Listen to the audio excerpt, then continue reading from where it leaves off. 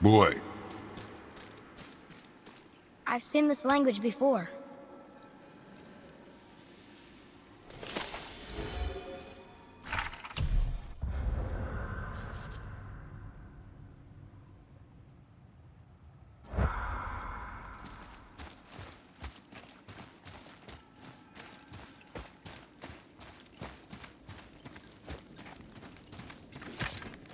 Boy, over here.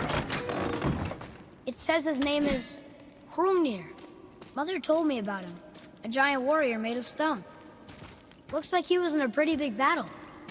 Odin's there, Thor, even the World Serpent. Oh, Thor must have smashed his head apart.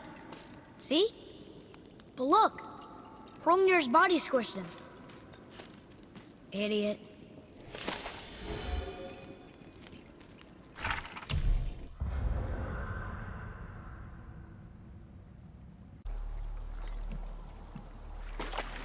Ed, you are full of stories. When will you tell one that entertains? I beg your pardon? He just insulted you. Yeah, I got that. So you want a corker, do you? Very well, my brothers. I'll tell you the story of Hrungnir, the brawler. The real story. There was a huge battle, right? His shrine had him in the middle, fighting off Aesir. A pretty story, but no. Hrungnir, you see, was born with neither head nor heart, so the giants had to complete him with stone. He was strong, to be sure, but also a perfect simpleton. Odin met him wandering in Midgard one day, found him so amusing, so harmless, so gullible, that he invites him back to his palace in Asgard. There he gives Hrungnir his fill of mead, and goads him into all manner of boasts and antics, all for the amusement of the court. I was there. I saw the Aesir laugh as Hrungnir leapt upon his shield and swore he'd kill us all and take our womenfolk back to Jötunheim. Then Thor shows up. And does he laugh? Oh, no. Thor takes one look at the drunken stone buffoon and brings down Mjolnir on his head so hard that he's got chunks of Hrungnir in his own skull to this day. Thor is so startled by the face full of rock, he doesn't notice Hrungnir's body topple right onto him with a sickening crunch. And again, the roars of laughter echo through the palace halls. That's an awful story, Mímir. Nothing like the ones Mother told me. Let that be a lesson, my son. Truth is seldom so pretty as myth and legend.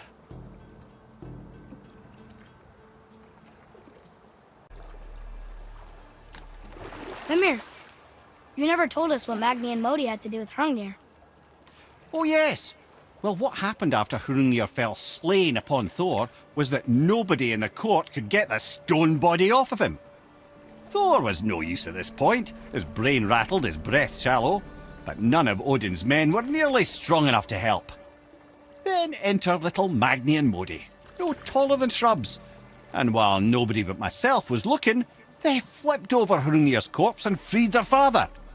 Magni, being blonder, got all the credit, and Modi remained bitter about it from that day to the end, which I don't need to tell you about.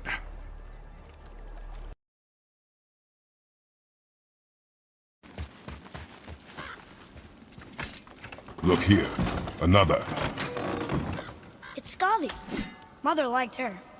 The great huntress. That's her father, and all the animals she hunted. And the last panel. Her father again. Both of them. In the snow.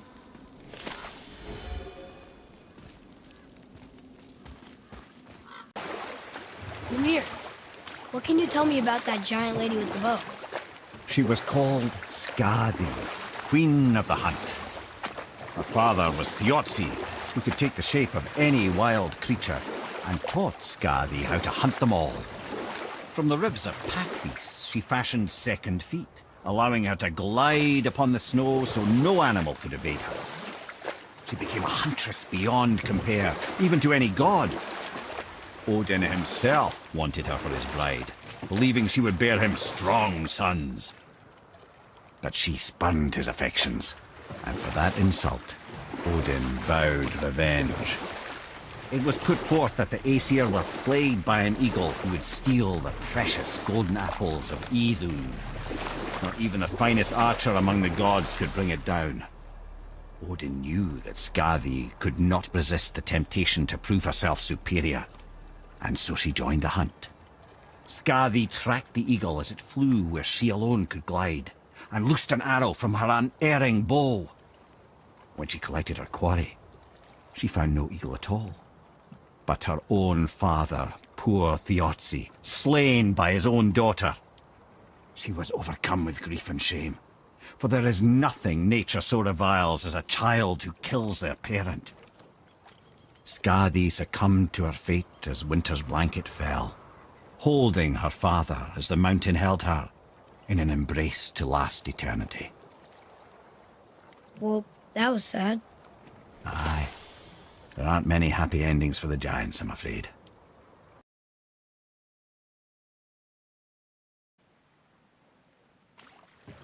Is this why I hear voices sometimes? You sure you've never heard any? Not as you do. That's no surprise. Every god is unique. So, maybe I won't get strong like Father, but I'll have abilities all my own? You already do, laddie. Your faculty for language is extraordinary for one so young. Time alone will tell what else you'll become capable of. So you knew all along? I did, lad. But I've known more than my share of gods. Me too, apparently.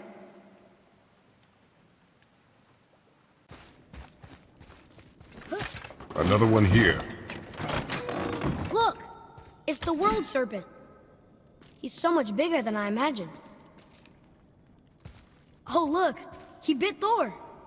Or will bite him. Looks like.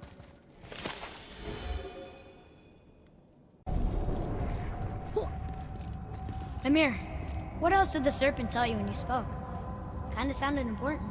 I'm sure it's nothing. He just said the boy seemed familiar to him. Me? That's impossible. Oh, I quite agree. Unless, perhaps, he refers to something yet to be.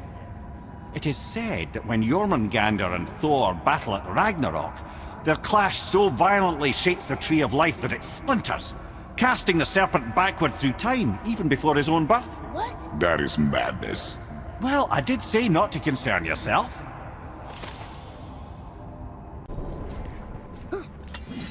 Here's something I can't figure out. Odin wants to prevent Ragnarok, but the serpent's already been there and seen it. So hasn't he already failed? Fate's a tricky thing, lad. And Odin's just arrogant enough to think he can get the best of it. Fate is another lie told by the gods. Nothing is written that cannot be unwritten. On that, brother, you and the All-Father may just agree. Even if he can't prevent Ragnarok, he still hopes to learn enough details to influence the outcome. Remind me later to tell you about the wolves. Whoa.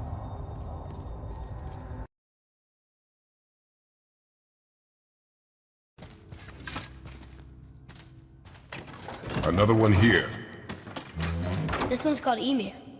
Mother tried to tell me this one, but I think I was too young. Are giants coming out of his armpits? I think that might be Odin stabbing him.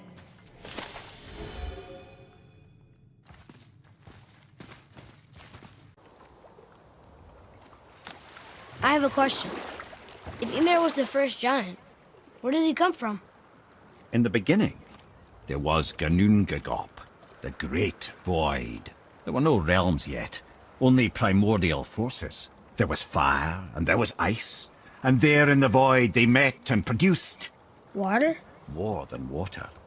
The mystic lifeblood of something entirely new. From this water, Ymir took form and became a being of pure creation and chaos, mother and father to all that came after. Even the Aesir? Aye. Every god, man, and beast came first from Ymir's flesh. Though it was the Aesir who thought themselves so superior that they should hold dominion over the rest of creation. It was Odin who took arms against his creator and spilled Ymir's lifeblood with his spear. A necessary evil, he would say, to bring order to the realms. From Ymir's torn flesh, Odin would fashion the realm of Midgard for his own. Called himself All-Father as if he was the creator and not the creator's destroyer. A small, covetous tyrant. Ymir? Huh? Oh. Sorry, my boy. You know, I think it best we just end it there, actually.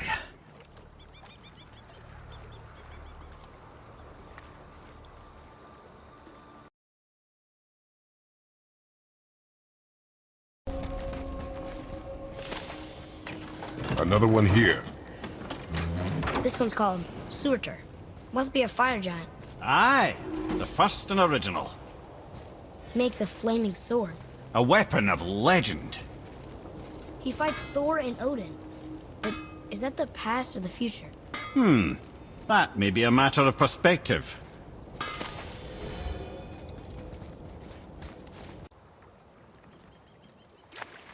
Mímir, is there a story for the giant with the flaming sword?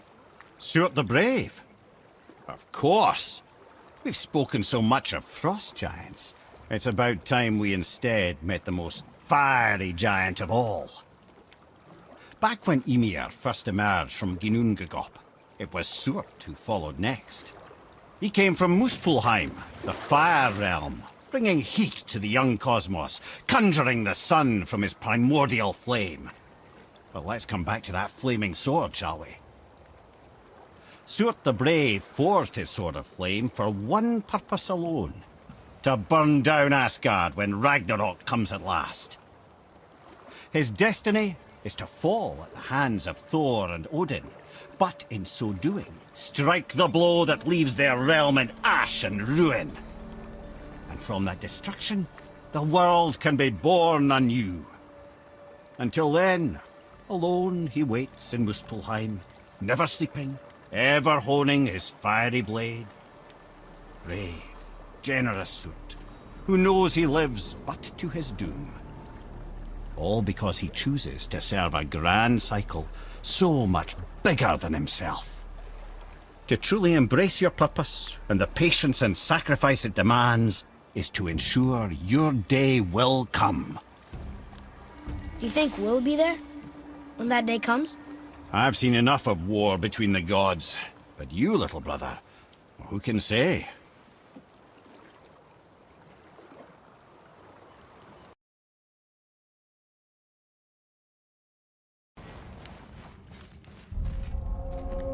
Another one here.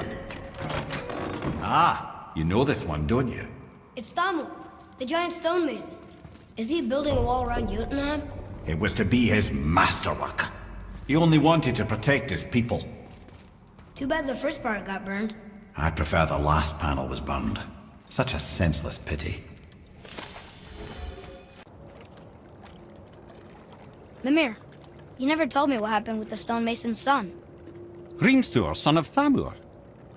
After completing his father's masterwork, the Great Wall of Jotunheim, he thought of nothing but making the Aesir pay for their crimes against the giants. Once he longed to fight Thor, but tragedy had brought wisdom to Hrungnir and cunning. He observed that Asgard's walls were half-built and shoddy, for no Aesir god could be bothered with such tiresome labor. So Hrungnir adopted the guise of an ordinary man and made the Aesir an offer. He would build them majestic new walls, and if he couldn't build them within 2 turns of the season, they would owe him nothing for his labors. And if he succeeded, he asked only for an audience with the goddess Freya. Odin agreed, knowing the task was impossible, but intrigued by this stranger. Hrungnir made short work of it, of course. He had the benefit of his father's training and the aid of a magical stallion for fetching stones. Odin was not happy to find himself on the losing end of the wager, but he seemed to uphold his end of the bargain. Freya was sent to meet the mason, and to her surprise, he wanted only to whisper something in her ear. That being done, he made his way out of Asgard, and when he found Thor awaiting him at the gates of Midgard, he knew he had been double-crossed. But he didn't care, because his plan was complete. It was? What did he say to Freya? Only she could say for certain, but I've had many moons to work it out. Hrungnir knew that Freya loathed the Aesir, despite her marriage to Odin, and I believe he gave her the secret to Asgard's defenses. Some weakness he may have built in, structural or magical, which I expect will be exploited come Ragnarok when Surtr arrives to burn Asgard to ash. If not sooner.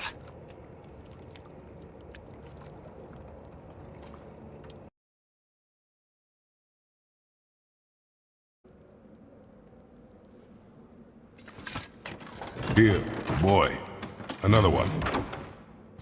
Oh, look! It's Sköll and Hati, the giant wolves who chase the sun and moon. Quite right, my boy. Where did they come from? How did they get up there? Oh, it's a long story, but we'll get to it. What's happening there at the end? They eat the sun and moon? And then everybody fights? I suppose that's one way to put it.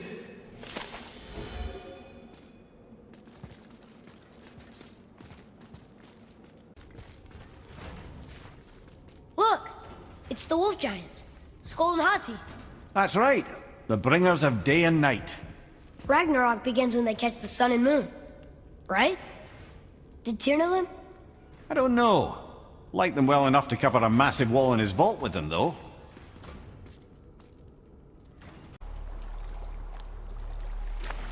You're familiar with the tale of Sköll and Hati, bringers of day and night? Oh yeah! The wolf giants! Aye. They were born of the arch-wolf Hrungnir, a great nemesis of the Aesir gods. Odin captured them as pups and kept them in the kennels of Asgard to hold his foe at bay. But when the sun and moon grew mutinous and stood still, Odin put Sköll and Hati to use. With his ancient magics, he cast the wolves to the heavens, and they began their chase. And long shall they chase, but not endlessly. For it is foretold that someday Sköll and Hati will catch and devour their prey. And that day shall be Ragnarok, the twilight of the gods. But Ragnarok is supposed to be Odin's doom, isn't it? Why would he set the wolves loose if it fulfills the prophecy? Precisely the question, lad.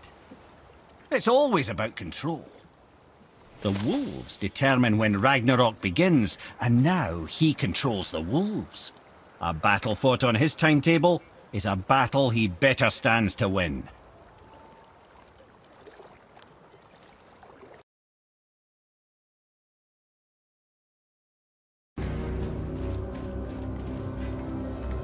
Look here. Another.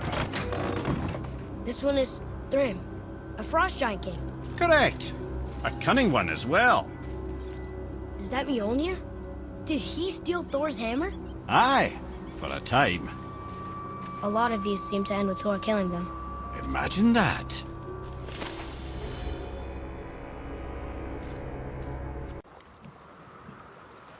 Mímir, why don't you tell us the story of the giant that stole Thor's hammer?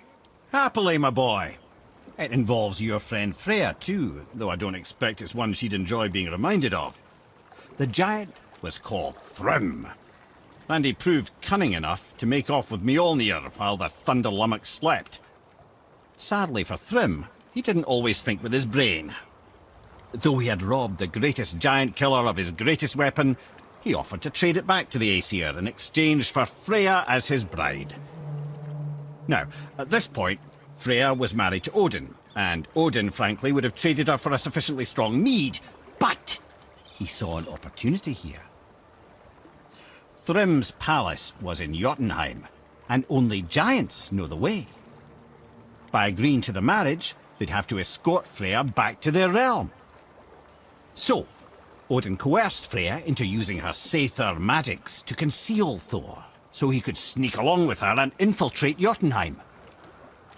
When the hammer was produced as the wedding dowry, Thor revealed himself. He took back Mjolnir and wasted no time in smashing Thrym's skull, followed by every other giant present for the festivities. The only thing that put a stop to it was Freya, who wanted no part of this massacre. She cast a powerful spell that hurtled them both out of Jötunheim with no means of return.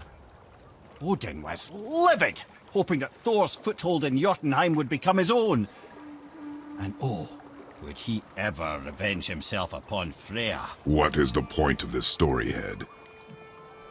Well, for Thrym, the lesson would be to keep his priorities straight. For Freya, it's that doing good has a price. For Thor, It's that no object of power makes you what you are, and if what you are is the biggest butchering bastard in the Nine Realms, nobody can take that away from you.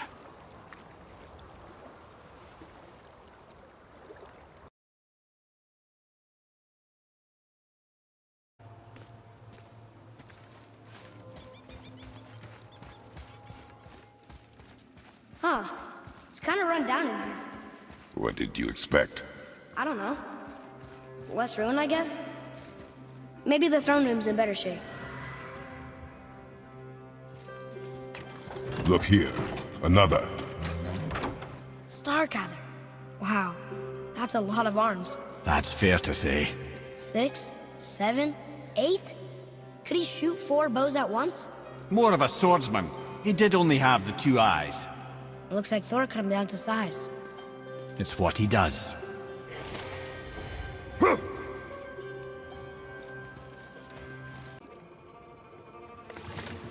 Okay. What about the giant with 8 arms? Starkath the Mighty, he was called. If the Giants ever had anything so organized as an army, Starkath would have been their general. An opinion, in retrospect, I should have kept to myself. But no, as Odin's advisor, I kept him advised. And having bent his will towards Starkath's doom, there was no dissuading him. But even Thor wasn't stupid enough to take on Starkath on his own. No. Instead, the Aesir set forth slanders upon Starkath's name, branding him throughout the realms as a monster to be feared. They said he abducted an elf queen who killed herself rather than be ravished by the giant. Lies, of course, but you're too young for her story. In the end, even the Vanir gods and the armies of Midgard were roused to the cause. They surrounded Starkath, showered him with arrows until he was brought to his knees. He surrendered, hoping by trial he could clear his name. Thor took advantage and ripped off one of Starkath's arms, which only made it easier to sever another and another until he was satisfied. Relieved of 6 arms and too much blood, Starkath perished upon the battlefield. I regret it to this day, you know. I told myself there was nothing I could do, but I wish I'd tried.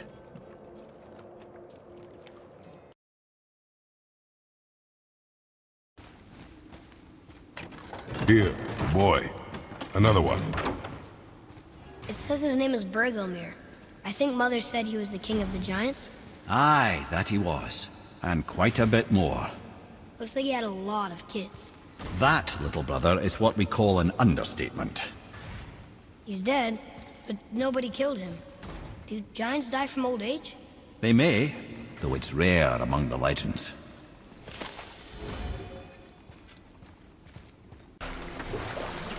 If I'm not mistaken, we've yet to discuss the tale of the giant Bergelmir. Oh yeah. I remember his shrine. It looked happier than the other ones. Mostly. It begins in an ocean of blood. Finally, a story worth hearing. If you remember, Ymir, the first giant, was fatally stabbed by Odin. It's in his blood our story starts. Ymir's magical guts poured out in a torrent so violent it threatened to flood all of creation. The Jötnar were unprepared, as the very last of them were washed away in the endless tide. Not just Ymir, but all of giant kind faced extinction. And so would Odin's victory have been complete. But Ymir's kind did not all perish that day. Staying afloat in the hollowed husk of a tree, the frost giant Bergelmir endured, as did his lady wife. For weeks they sailed, until finally they came upon a new land. They called it Jotunheim. And there they would start anew. As father and mother they would multiply exceedingly, and as king and queen they worked to make Jotunheim a land where giants would know no master but themselves. Bergelmir never sought revenge for Odin's slaughter. His vengeance was to live and prosper. He died at peace, a legion of his kin to mourn him. He would ever be known as Bergelmir the Beloved. Bergelmir the Beloved. Huh. I've never heard a story end that way. Not a true one, anyway. If you do, laddie.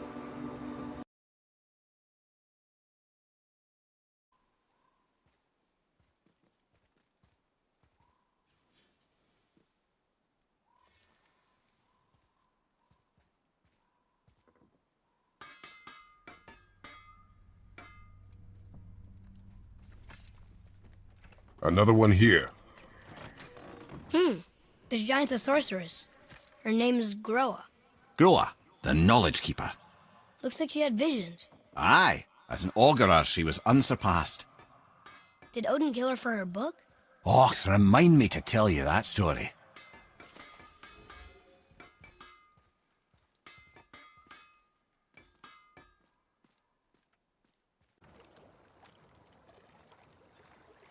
Mímir. There was a shrine about a giant lady with lots of books and visions. Ah, that would be Groa, the Knowledge Keeper. She was a gifted sorceress who gathered every tome of arcane wisdom she could find in the realms, all in the hopes of augmenting her powers of prophecy that she might find her lost husband, Aurvandil. But it was not her husband she would glimpse in her visions, for it was Groa, seeing longer and farther than any before or since, who witnessed Ragnarok, the end and the beginning. When Odin caught word of her ultimate prophecy, he maneuvered to obtain her knowledge and hoard it for himself. Groa knew Odin as a long-time patron of her services, and so she welcomed him into her library as a friend. What she did not know is that Odin himself was behind her husband's disappearance, having used his enchantments to conceal his death at Thor's hands from her sight. Smiling, jealous Odin took her by the throat, and with his very hands he stole her library and her life for his own. I always knew Odin was bad, but that's just... Ruthless, barbaric, heartless? That's Odin. In fact, we would do well to sit here in silence for the next few moments and reflect on Odin's capacity for cruelty. And so... Reflect longer.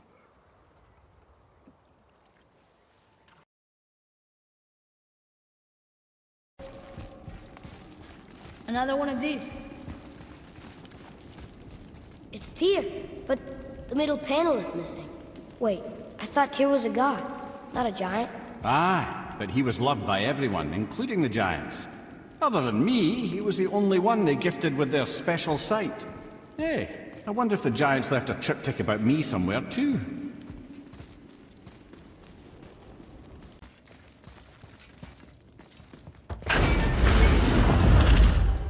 Look at that! It's the missing panel about Tyr. Odin must have stolen it. But why? He always has his reasons. Might I have a look? Well, this is most unexpected. Why? What does it mean? I haven't the foggiest. Isn't that unexpected? Head. Look, clearly that's Tyr. Traveling somehow. Perhaps magically. But what's that to do with the giants that they should devote a shrine to it? I'm afraid that is none too clear. What are those runes in the corners? Not runes. Symbols from different lands. They mean... War. Aye. How do you... This one I know too well. Oh.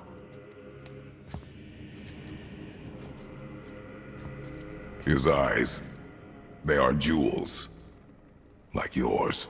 No doubt signifying the gift of sight the giants granted us. Give me a closer look. Interesting.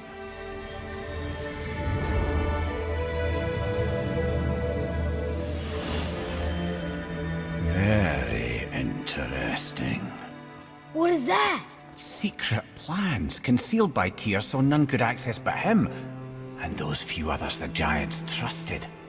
And right under Odin's nose, ho ho ho! I did promise I'd get you to Jötunheim. What do you mean, Head? You said we were out of options. Don't you see, brother? Odin never gave up hope, and neither should we. He knew there was a clue in here, but we're the ones who found it. These plans are for a key to some chamber Tyr's kept hidden. I don't know where it's leading or what we'll find, but it's a path. How do we make this key? I suggest we ask a dwarf.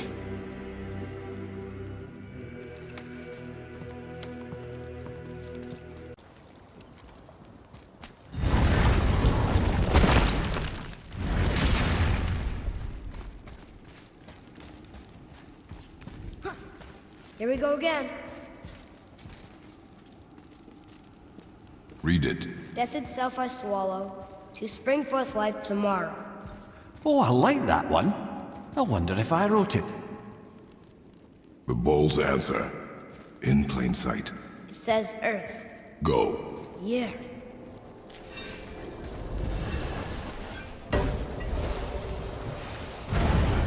I wish I'd known I was a god in Alfheim.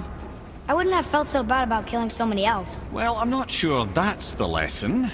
You've done nothing to regret. The elves forced their affairs upon us. No, I get it now.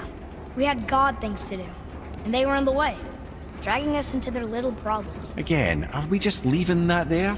I mean, just knowing we're gods makes me feel so much stronger. Maybe you feel a little too good right now. With power comes a big choice, lad. You can either serve yourself, or put your godhood in the service of others, like Tyr did. People really loved him, huh? Aye, a god of war, but one who fought for peace. Had a reputation for being heroic and lawful, using his power and knowledge to stop wars rather than start them. So there are good gods. Once in a moon, it's been known to happen, yes?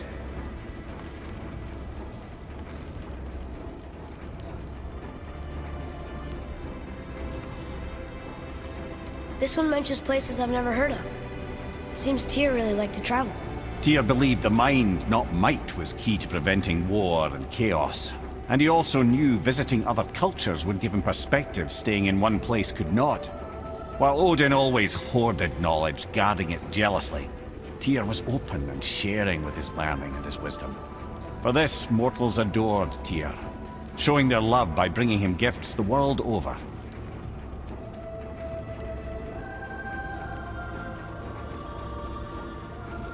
So, whatever happened to Tyr? Odin came to regard him as a threat to his rule. He suspected Tyr of collaborating to aid the giants instead of helping to steal their secrets for the Aesir. The same thing he accused me of, frankly. Though in Tyr's case, I believe he was right. You think Tyr was helping the giants? I do. He felt responsible for the suffering visited upon them by Odin. I suspect he had something to do with helping them cover their tracks. The missing Jötunn tower. Correct. Whatever happened to it, I believe it could only have been done with Tyr and the giants working together.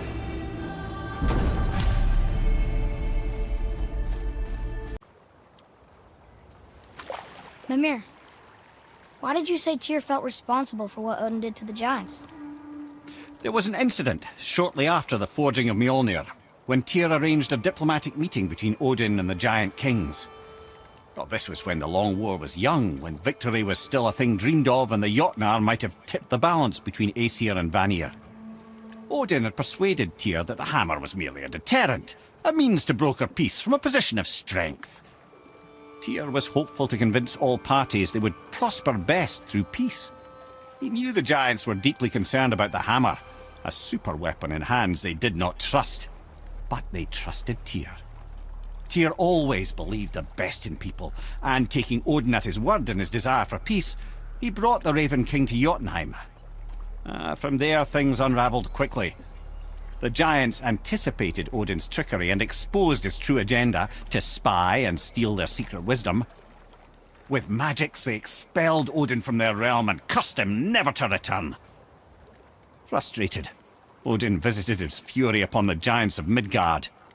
Thor unleashed Mjolnir's might upon any giant he could find. None could stand against the tide of slaughter that followed.